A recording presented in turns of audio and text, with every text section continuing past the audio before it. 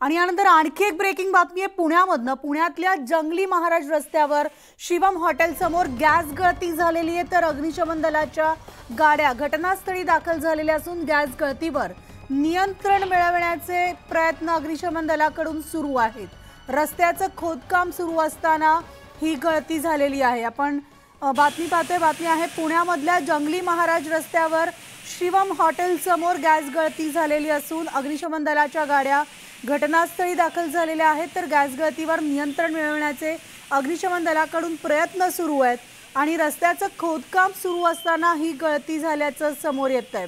त्यामुळे अग्निशमन दलाकडून जवानांकडून या ठिकाणी जो परिसर आहे या ठिकाणी नागरिकांना हटवण्यात येतंय। हा परिसर जो आहे तो रिकामी करण्याचं काम सुरू आहे। पुण्यामध्ये शिवम हॉटेल समोर ही गॅस गळती झालेली असून अग्निशमन दलाच्या गाड्या घटनास्थळी दाखल झालेल्या आहेत, तर रस्त्याचं खोदकाम करताना गॅस गळती झाल्याचं कळतंय। या संपूर्ण घटनेची सविस्तर माहिती जी आहे ती आपण घेतोय, मात्र ही आपण दृश्य पाहतोय या ठिकाणी रस्त्याचं खोदकाम सुरू होतं। अनेक रस्त्यांखाली खरं तर गॅस पाईपलाईन सुद्धा जातात, दरम्यान गॅस गळती झाल्याचं कळतंय आणि त्यामुळे अग्निशमन दलाच्या गाड्या आता या गॅस गळतीवर नियंत्रण मिळवण्याचं काम करतायत।